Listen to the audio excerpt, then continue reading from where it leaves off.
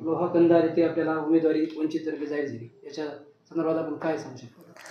सर्वप्रथम मी वंचित बहुजन आघाडीचे नेते आदरणीय बाळासाहेब आंबेडकर, प्रदेशाध्यक्षा आदरणीय रेखाताई ठाकूर, आदरणीय अंजलीताई आंबेडकर आणि आदरणीय सुजातासाहेब आंबेडकर या सर्वांचे मनापासून आभार मानतो की त्यांनी माझ्यासारख्या एका सर्वसामान्य कार्यकर्त्यावर या ठिकाणी विश्वास दाखवला आणि पुन्हा एकदा दुसऱ्यांदा मला लोहा कंधार विधानसभा मतदारसंघामधून उमेदवारी दिलेली आहे. नक्कीच त्यांनी टाकलेला विश्वास मी सार्थ करून दाखवेल. आपण प्रत्येक तांड्यावर खेडोपाडी जाऊन भेटी देत आहात. आता त्याच्या संदर्भातून लोकांचा काय प्रतिसाद मिळत आहे आपल्याला? लोहा कंधार विधानसभा मतदारसंघामध्ये इथल्या धनदांडगे लोकांनी पैशावरलं राजकारण या ठिकाणी निर्माण केलेलं आहे. निवडणुकीमध्ये पैसे द्यायचे आणि निवडून यायचं, पण लोकांच्या प्रश्नाच्या बाबतीत ते कुठलीही दखल घेत नाहीत. त्यामुळं मी वंचित बहुजन आघाडीच्या वतीनं या मतदारसंघामध्ये गेल्या 27 तारखेपासून चरणस्पर्शी यात्रेला या ठिकाणी सुरुवात केलेली आहे. मी उमेदवार म्हणून प्रत्येकाच्या गावात नाही तर प्रत्येकाच्या घरात जाऊन प्रत्येकाशी संवाद साधून त्या ठिकाणी त्यांच्या अडीअडचणी, त्यांच्या समस्या आणि त्यांचा आशीर्वाद, त्यांच्या चरणाला स्पर्श करून मी या ठिकाणी घेत आहे. आपण वंचितचे पुढचं कोण आव्हान आहे आपल्याला? मला वाटतं या मतदारसंघामध्ये आता कोणाचंही मला आव्हान नाही. इथला OBC समाज बांधव असेल, इथला SC समाज बांधव असेल, इथला ST समाज बांधव असेल, सर्व जाती धर्माचे माणसं हे माझ्या पाठीमागं या ठिकाणी आहेत. गेल्या 5 वर्षामध्ये मी वंचित बहुजन आघाडीच्या माध्यमातून वाडी तांड्यावर पोहोचलेला कार्यकर्ता आहे. प्रत्येकाच्या सुखदुःखाला या ठिकाणी धावून गेलेला कार्यकर्ता आहे. त्यामुळं मला तरी सध्या कोणाचे आव्हान माझ्यापुढे नाही. वंचित बहुजन आघाडीला या मतदारसंघातून नक्कीच यश मिळणार आहे आणि इथला संपूर्ण समाज OBCचा भक्कम पाठिंबा आदरणीय बाळासाहेब आंबेडकरांना या ठिकाणी आहे.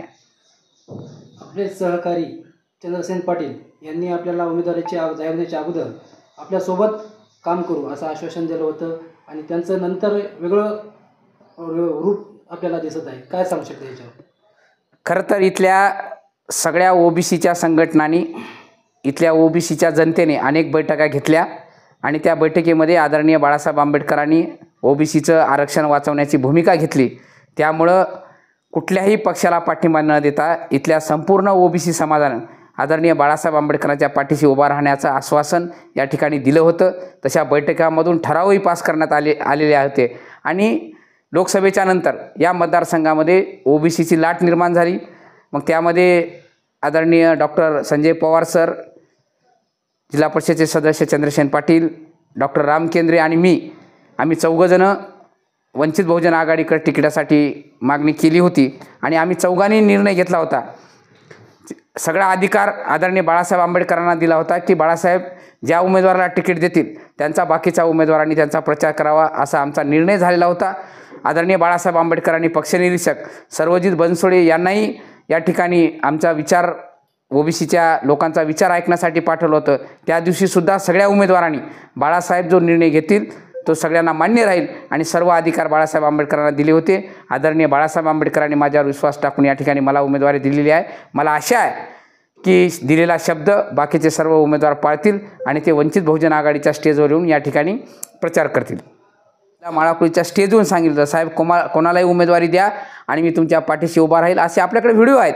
त्याच्यामुळं म्हणजे हे काही गुप्त दाराआड चर्चा झालेली नाही, ती उघडपणे झालेली आहे. सामूहिक चर्चा झालेली आहे. हजारो लोकांच्या समोर ह्या चर्चा झालेल्या आहेत. त्याच्यामुळं कोण काय म्हणत याला काही मतलब नाही आहे. बाळासाहेबांनी जो उमेदवार देईल त्याला त्याच्या पाठीमागे सर्वांनी उभा टाकायचा असा निर्णय झालेला आहे आणि हे सगळ्या OBCच्या सगळ्या समाज बांधवांना माहीत आहे. या ठिकाणी त्यांनी म्हणतात बाळासाहेब आमचे श्रद्धास्थान आहे आणि दुसरीकडे त्यांनी उमेदवारीची अपक्षमधून निवडण्याची घोषणा केली आहे. आता त्यांच्या निष्ठेबद्दल मी काही सांगू शकत नाही. बाळासाहेबाबद्दल जर निष्ठा असेल तर ते वंचित बहुजन आघाडीच्या स्टेजवर येऊन या ठिकाणी बाळासाहेबांचं काम करतील. या ठिकाणी त्यांना जर उमेदवारी जाहीर झाली तर आपल्या मतामध्ये काही परिवर्तन होईल का? वंचित बहुजन आघाडीच्या पाठीमागं इथले सर्व OBC समाज बांधव या ठिकाणी आहे. बाळासाहेबांना मानणारा सर्व आंबेडकरी समाज हा आदरणीय बाळासाहेब आंबेडकरांच्या सोबत आहे. मला वाटते की बाकीच्या कुठल्याही पक्षाला किंवा कुठल्याही अपक्षाला या मतदारसंघामधली जनता स्वीकारणार नाही. या जनतेनं, इथल्या जनतेनं, लोहा कंधार विधानसभा मतदारसंघाच्या जनतेनं आत्ता ठरवलेलं आहे की वंचित बहुजन आघाडीच्या उमेदवाराला या ठिकाणी मतदान करायचं आहे. कारण वंचित बहुजन आघाडीचा उमेदवार हा बाळासाहेबांचा उमेदवार नाही आणि बाळासाहेबांच्या उमेदवाराचे 30,000 मतं या मतदारसंघामध्ये बाळासाहेबाच्या बी फॉर्मसोबत जोडलेली आहेत. पुढचे मतं हे या ठिकाणी बाकीच्या उमेदवाराला करा, पण कुठल्याही उमेदवाराकडे 30,000 मताचा गट्टा नाही, तो वंचित बहुजन आघाडीच्या उमेदवाराकडे आहे.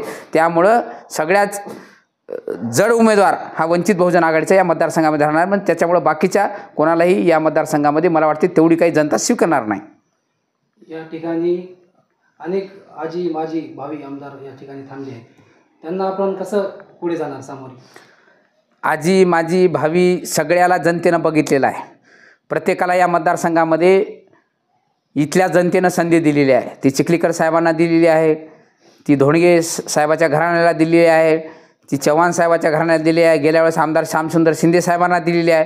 त्याच्यामुळं आता आम्ही विकास करू किंवा वेगळं काहीतरी या मतदारसंघामध्ये करू असं त्यांच्याकडं काही फॉर्म्युला नाही आहे. जनतेनं त्यांना 5 वर्ष आमदारकी देऊन प्रत्येकाला बघितलेलं आहे.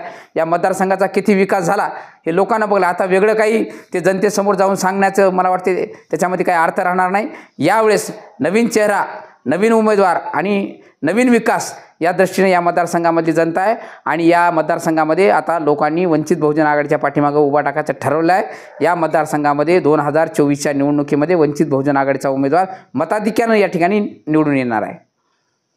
आता पूर्ण बौद्ध समाज, ओबीसी समाज, मातंग समाज यांना नवतरुणांना आपण आता या विधानसभेसाठी काय सूचना देणार?